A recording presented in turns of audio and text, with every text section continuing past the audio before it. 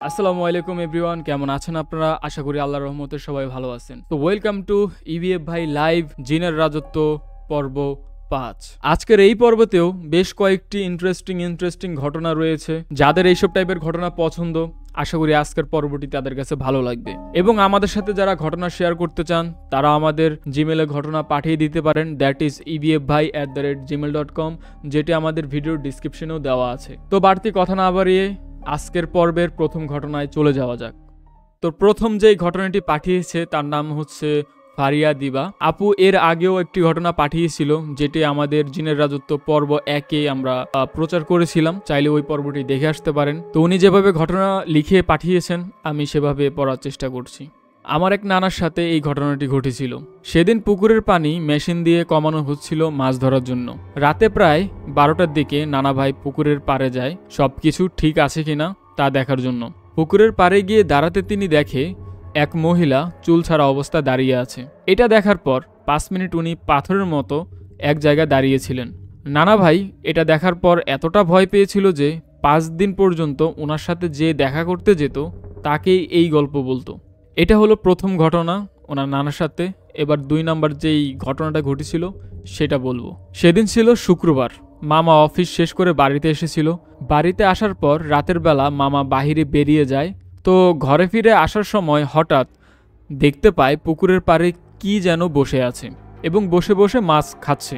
মামা কিছুক্ষণের মধ্যে বুঝে যায় এটা কি। এরপর দোয়া পড়তে পড়তে ঘরে চলে আসে। ভাইয়া, এমন আরেকটা কাহিনীও আছে। এইসব কথাগুলো ভাবলে আমার রাতের ঘুম উড়ে যায়। আশা করি আপনাদের ভালো লেগেছে। থ্যাংক ইউ সো মাচ আপু, আপনাকে আপনার ঘটনা শেয়ার করার জন্য। যদি আরও ঘটনা থেকে থাকে আমি বলবো যে অবশ্যই পাঠান। ছোট ছোট ঘটনা হলেও অনেক রিলেটেবল ঘটনা এরকম হরহামেশা অনেকের সাথে হয়। আমরা চলে যাচ্ছি আমাদের পর্বের দ্বিতীয় ঘটনায়। আসসালামু আলাইকুম ভাইয়া, আমি টাঙ্গাইল থেকে বলছি। আমার জীবনের প্রথম একটি জিনের ঘটনা আপনাদের সাথে শেয়ার করছি। তো আমাদের বাড়িটি হলো একটি জঙ্গলের পাশে। আমাদের বাড়ির পাশে একটি ছেলে থাকে যে সে ছেলের সাথে প্রতিদিন বিকালে আমি খেলা করতাম।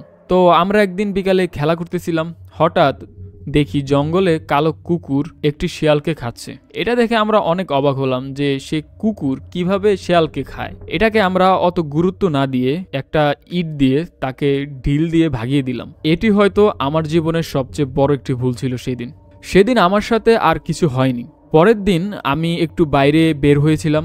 আস্তে আস্তে সন্ধ্যা হয়ে যায়। আমাদের সেই বাড়ির গলির সামনে দিয়ে আসতে হঠাৎ দেখি যে সামনে একটি কালো বোরকা পরা একটি ছেলে দাঁড়িয়ে আছে।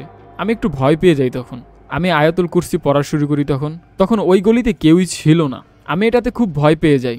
আমি সাথে সাথে উল্টো দিকে দৌড় দিই, কিন্তু আমি আর এগোতে পারছিলাম না। সে আমার দিকে আসছে কিন্তু আমি আর ওখান থেকে সরতে পারছিলাম না। তখন হঠাৎ দেখি সে আমার কাছে এসে পড়ে। আমি ভয় পেয়ে চোখটা বন্ধ করে ফেলি, কিন্তু সে আমার পাশ দিয়ে যায়। গরম একটা বাতাসও অনুভব করি তখন। তারপর কিছুদিন আমার এইভাবেই কাটতে থাকলো। রাতে ঘুম হয় না, ঠক ঠক করে আমার জানালার পাশে আওয়াজ হয়। একদিন রাতের বেলা দেখি যে সেই কুকুরটা আমার ঘরের ভিতর ঢুকে আছে। যেই কুকুরটাকে আমরা সেদিন দেখেছিলাম যে শিয়ালকে খাচ্ছে, সে আমাকে কিছু বলছিল আরবিতে, যেমন জিন্দাবাদ জিন্দাবাদ এমন কিছু একটা। আমি এটার মানে বুঝতে পারছিলাম না। আমি সেই কুকুরটিকে দেখে অজ্ঞান হয়ে যাই। আমি এতটাই ভয় পেয়েছিলাম যে 3 দিন আমি কারোর সাথে কথাই বলি নাই, চুপচাপ থাকতাম। তারপর আমি আস্তে আস্তে শুকিয়ে যেতে থাকলাম। আমার বাবা আমাকে কবিরাজের কাছে নিয়ে যায়, কিন্তু কবিরাজ বলে যে আমার কিছুই হয়নি। আমি এই যন্ত্রণায় বহুদিন ভুগেছি। আমি তখন ভাবতাম কেন যে আমি ওই কুকুরটাকে ঢিল মারতে গিয়েছিলাম। একদিন বিকেলবেলা আমি খেলা শেষ করে সন্ধ্যার সময় বাড়ি আসি। তখন দেখি আমাদের ছাদের পানির ট্যাঙ্কির উপর একজন দাঁড়িয়ে আছে, বড় বড় চোখ করে আমার দিকে তাকিয়ে আছে। আমার দাদা বলেছিল এই জঙ্গলে অনেক ভয়ঙ্কর কেউ আছে, কিন্তু আমি এগুলো আগে বিশ্বাস করতাম না, বিধায় অত ভয়ও পেতাম না। আমার দাদা একদিন গাছ থেকে আম পাড়তে গিয়ে সেই জঙ্গলে যায়। সেদিন ওইখানে তাকে জঙ্গলে কেউ মেরে ফেলে। তারপর থেকে জঙ্গলের প্রতি সবার একটা ভয় কাজ করা শুরু করে। তারপরে জানতে পারি যে আমার সাথে একটি জিন আছে যেটা ওই জঙ্গল থেকে আমার সাথে রয়েছিল। ওই জিনটি আমাকে বহু দিক থেকে ক্ষতিগ্রস্ত করতেছিল। আমি ঠিকমতো স্কুলে যেতে পারতাম না। আমার বাড়ির সামনে পিছনে কিছুর ছাপ পড়ে থাকতো। আর আমাদের বাড়ির বাথরুমটা ছিল বাড়ির বাহিরে। তো রাতের বেলা আমি ওয়াশরুমে যেতে পারতাম না। তারপর নাটোরের একটা কবিরাজের কাছে নিয়ে যায় আমাকে। সে বলে তুমি কি কোনো কিছু করেছিলে? আমি বললাম যে আমি তেমন কিছু করিনি, কিন্তু একদিন আমি জঙ্গল থেকে কুকুরকে শিয়াল খেতে দেখেছিলাম। তারপর থেকে আমার সাথে এরকম ঘটনাগুলো হয়েছিল।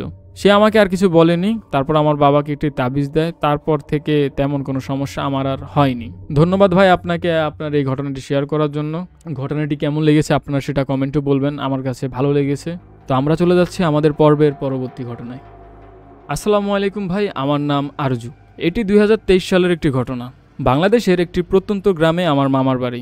গ্রামটি খুবই শান্ত, কিন্তু রাত হলেই এক ধরনের অদ্ভুত নীরবতা নেমে আসতো। গ্রামের মানুষ বলতো পাশের পরিত্যক্ত আমবাগানে রাতে না যাওয়াই ভালো। আমি তখন ক্লাস 5-এ পড়ি। সাহস আর কৌতূহল ছিল প্রচুর। এক রাতে আমি আর আমার চাচাতো ভাই মেহেদি আমরা ঠিক করলাম আমরা আমবাগানে যাব। বড়দের নিষেধ না শুনে টর্চ আর লাঠি নিয়ে বেরিয়ে পড়লাম আমবাগানের উদ্দেশ্যে। রাত তখন প্রায় 10টা বাজে। চাঁদের আলোয় চারপাশ পরিষ্কার দেখা যাচ্ছিল তখন। তারপর আমরা বাগানে ঢোকার সাথে সাথেই ঠান্ডা হাওয়া বইতে শুরু করলো। হঠাৎ টর্চের আলোটা ফেলে দেখলাম দূরে একটি বড় গাছের নিচে কেউ যেন বসে আছে। প্রথমে মনে হলো কোনো মানুষ, কিন্তু মেহেদি বলল গায়ে তো জামা কাপড়ই নেই এবং তার চুলগুলো অস্বাভাবিক লম্বা। আমরা ভয় পেলেও কাছ থেকে দেখার জন্য এগিয়ে গেলাম। যখন মাত্র কয়েক গজ দূরে পৌঁছালাম তখন সেটি ধীরে ধীরে উঠে দাঁড়ালো। আর সেই মুহূর্তে আমরা দেখতে পেলাম সেটি কোনো মানুষ নয়। তার মুখ সম্পূর্ণ বিবর্ণ, চোখ দুটি বড় এবং লালচে, যেন এক জ্বলন্ত আগুন। আমরা আর এক মুহূর্ত দেরি না করে চিৎকার করে দৌড়াতে শুরু করলাম। তারপরে বাড়িতে ফিরে আসলাম। দুজনেরই শরীর খুব ঠান্ডা হয়ে গিয়েছিল তখন, হাত পা কাঁপতেছিল। রাতভর আমরা কোনো কথা বলতে পারিনি। পরের দিন সকালে স্থানীয় একজন বললেন বাগানের সেই গাছটি নাকি বহু বছর আগে গ্রামের এক মহিলার আত্মহত্যার স্থান। ওইখানে এক মহিলা আত্মহত্যা করেছিল। তারপর থেকে মানুষ রাতে সেখানে যেতে সাহস করতো না। সেই রাতের অভিজ্ঞতা আজও ভুলতে পারেনি। এখনও রাতে সেই গাছের কথা মনে পড়লে গা শিউরে ওঠে। ধন্যবাদ আরজু ভাই আপনার স্টোরি শেয়ার করার জন্য। সত্যি কথা বলতে ভালোই লেগেছে আমার কাছে ঘটনাটি। আপনাদের কাছে কেমন লেগেছে সেটি কমেন্ট অবশ্যই জানাবেন। তো আমরা চলে যাচ্ছি আমাদের আজকের পর্বের পরবর্তী ঘটনায়। আসসালামু আলাইকুম ফারহান ভাই, আশা করি আপনারা ভালো আছেন। আমার নাম মোহাম্মদ ফারুক আজম। আমার বাসা কুষ্টিয়ার পোরদহ অঞ্চলে। আমার বয়স তখন 7। আমি এমনিতেই এসব জিনভূত থেকে অনেক ভয় পাই। একদিন সন্ধ্যায় আমার বাড়িতে আমার খালু আসেন। তো আমি অনেক খুশি হয়ে গিয়েছিলাম খালু আসছে এই জন্য। আমাদের গ্রামে আব্বুর একটি মুদিখানার ব্যবসাও আছে। সেই খালু আসার কারণে আমি আমার আব্বুর দোকানে গিয়েছিলাম বিস্কিট আনতে। আমাদের বাড়ির পাশেই আমার আব্বুর দোকান। বিস্কিট নিয়ে আসতেছি, তখন মাগরিবের আজান শেষ হয়। আমার বাড়ির সামনে আবার একটি লিচু গাছও রয়েছে। সেই লিচু গাছের পাশে আমার বাড়ির মেন গেট। আমি গেটটা খোলার সময় ওই লিচু গাছের দিকে নজর দিয়েছিলাম। তখন লিচু গাছের ডালে আমি দেখতে পাই একটি কাটা ও পোড়া পা ঝুলে আছে। এটা এখন বলার সময় আমার বুক কাঁপতেছে। আমি ওই পা দেখে চিল্লাতে চিল্লাতে দৌড় দিয়ে বাড়ির উঠানে এসে আম্মুকে ডাকতে থাকি। তখন আম্মু, খালু, খালা ও আরও মানুষ ঘর থেকে এসে আমাকে ঘরের ভিতর নিয়ে যায়। আমি তাদেরকে সকল কিছু খুলে বলি, কিন্তু কেউ এটা বিশ্বাস করতেছিল না। আমার দাদু আবার ঝাড়ফুঁক করতে পারত। আমার দাদুর বয়স অনেক, এখন প্রায় 95 বছর। আমাকে আম্মু সহ সবাই আমার দাদুর কাছে নিয়ে গেল, গিয়ে লবণ পানি খাওয়ায়। তারপর আমার ভয়টা একটু কমে যায়। এই লিচু গাছ এখনো আছে। আমার বয়স এখন 16। আমি আব্বুর দোকানে বসি আব্বুকে সাহায্য করার জন্য।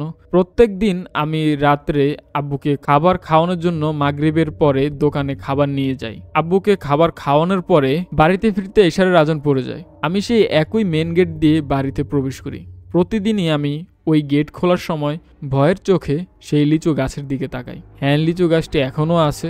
সেই ভয় আমার থেকে এখনও দূর হয় নাই। এই পর্যন্ত তো আরও অনেক ভয়ানক ঘটনা ঘটেছে আমার সঙ্গে। আপনারা শুনতে চাইলে ওইগুলোও বলবো। পরের ঘটনা সব আমার রুমে ঘটেছে, যা শুনলে আপনারাও ভয় পাবেন। ধন্যবাদ ফারুক আজম ভাই আপনার সাথে ঘটে যাওয়া ঘটনা বলার জন্য। এবং আরও যে কটা ঘটনা ঘটেছে আমি বলবো সেগুলো পাঠিয়ে দিন। পরবর্তী পর্বতে অবশ্যই সেগুলো শেয়ার করব। তো আমরা চলে যাচ্ছি আমাদের পর্বের পরবর্তী ঘটনায়। আসসালামু আলাইকুম, আমার নাম হিমেল। আজকের এই ঘটনাটি আমার নানুর সাথে ঘটেছে। তিনি যেভাবে বলেছেন আমিও ঠিক সেইভাবে বলার চেষ্টা করব। ভুল ত্রুটি হলে ক্ষমা করবেন। ঘটনাটির সময় ছিল 1996 সাল। একদিন রাতে আমার নানার খুব জ্বর উঠেছিল। আমাদের নানিদের ছিল গ্রামের বাড়ি। সচরাচর তখনকার সময় গ্রামের বাড়ির পুকুর এবং ওয়াশরুমগুলো বাসা থেকে খুবই দূরে দূরে হতো। একটা সময় আমার নানার মাথায় পানি দেওয়ার প্রয়োজন হলো, কিন্তু পুকুর দূরে হওয়ার কারণে আমার নানু পানি আনতে পারছিল না। বলে রাখা ভালো, আমার নানুর বাসার আশেপাশে কোনো নলকূপ ছিল না। তাই তিনি পানি আনার জন্য অর্থাৎ ফজরের সময়ের অপেক্ষা করছিলেন। তখন সময়টি ছিল গ্রীষ্মর শুরুর সময়। ফজরের আজান হতো ভোর 5টার দিকে। আমার নানু আনুমানিক ভোর 4:30টার দিকে ভেবেছিলেন ফজরের সময় হয়ে গিয়েছে। তিনি ভেবেছিলেন পুকুরের ঘাটে যেতে যেতে আজান হয়ে যাবে। নানার অতিরিক্ত জ্বর হওয়ার কারণে তিনি তখনই বালতি নিয়ে যান পানি তোলার জন্য, কিন্তু তখনও আজান দেওয়ার 30 মিনিটের মতো বাকি ছিল। তখনকার পুকুরের ঘাট ছিল গাছের গুঁড়ি দিয়ে তৈরি। তিনি পুকুর ঘাটে গিয়ে পুকুরের এক পারে দাঁড়িয়ে অন্য প্রান্তে মসজিদের কাছে একজন লোককে সাদা পাঞ্জাবি পরে দাঁড়িয়ে থাকতে দেখেন। লোকটি ছিল লম্বা, কিন্তু নানি বুঝতে পারেননি। তিনি ভেবেছিলেন হয়তো ইমাম সাহেব আজান দিতে এসেছেন। লোকটি মসজিদের গেটে তালা নিয়ে খটখট করছিলেন। লোকটিকে নানু পিছন দিক থেকে দেখেছিলেন। নানু লোকটিকে ইমাম সাহেব ভেবে গুরুত্ব দিলেন না।